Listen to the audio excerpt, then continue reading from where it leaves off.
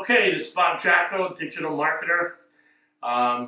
There's been a few people that were saying that you should do a video of something what you love to do on here to put up. So what I'm going to do is I like to make craft beer. I've been making homebrewing beer before craft beer was the term. So we're just going to show you a little thing how we do it here at Ashford Brewing.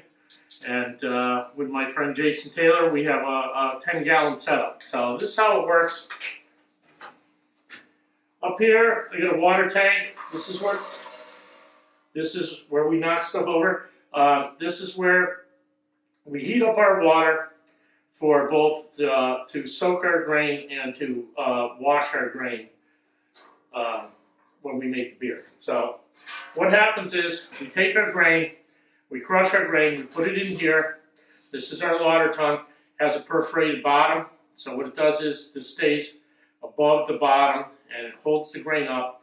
And after the grain gets converted to sugar by soaking it in hot water, we wash the grain, it's called sparging, and all the heavy sugar water goes to the bottom. And that's what we drain out, and that's what you make the beer with. So the next step is it goes into our kettle here. We have this big SS Brewtech kettle. And this is where we boil the wort and add our hops to make the beer. So after we get it in here, after we're done sparging, we put it in here and we boil for an hour. Then we go and we recirculate here on this with our pump.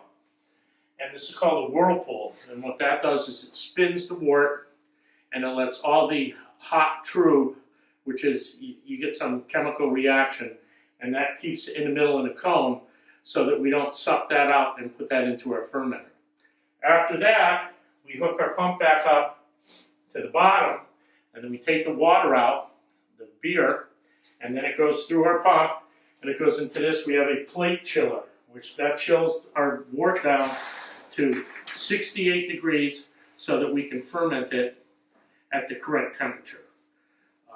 So the reason we do that is boiling hot water will kill the yeast, so it won't work. After that, it comes out, it goes through our oxygen stone here, and we add oxygen the last third of our run here, and we have a temperature gauge that tells us before we put it into the conical fermenter. And I'll show you that in a minute, and then what we'll do with the video is, as we're doing this, I'll show you a few things. We'll show you what the grain, cracking the grain, and then we'll show you the fermenter, and then we'll, because there's an unwritten rule that you have to drink a beer when you make beer. It's kind of early, but we're going to get to it. So don't worry, folks, we're going to be there. This is what the grain looks like before it's cracked. It's barley. And we're just going to get on that and crack it, and then we're going to soak our grain, and then I'll come back as we're doing it, and I'll show you a few little things. Okay, so here we are, we're grinding the grain. It's it going in this hopper, and then it gets cracked, but not ground all the way. We're not trying to make flour, so that's what happens to it.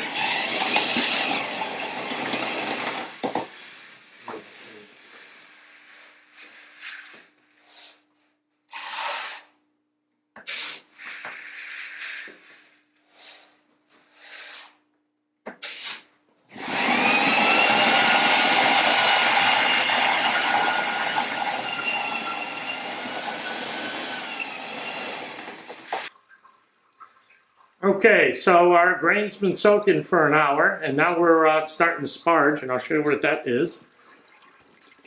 You can see we got water. The water is coming down here washing the grain, and then there's the big grain bed under there.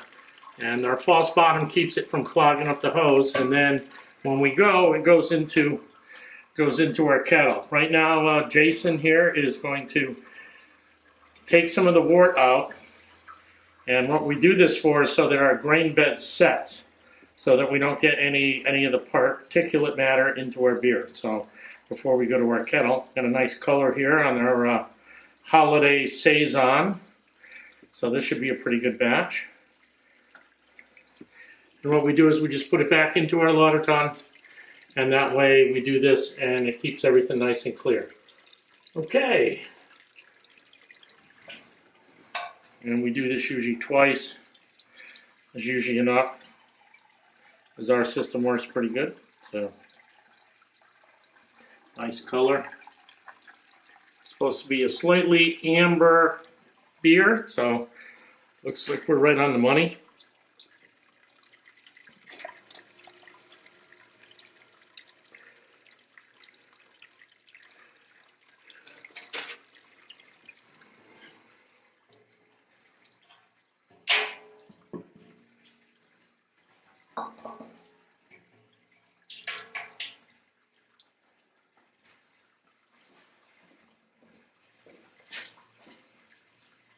And there you go. So now we run it real slow.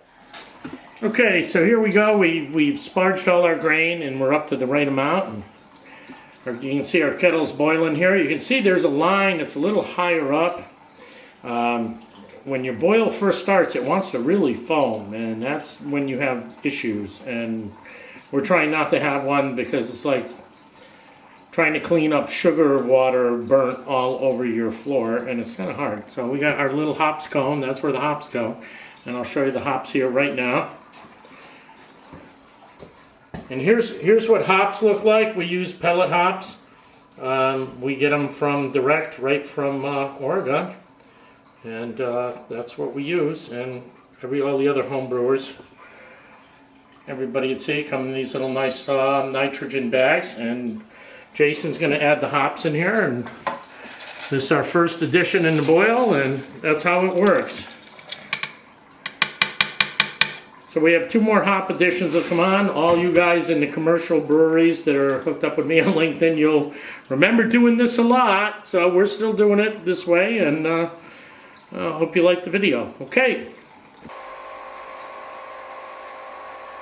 Okay, so we're almost done whirlpooling here. So our whirlpool's been slowed way down, so everything forms.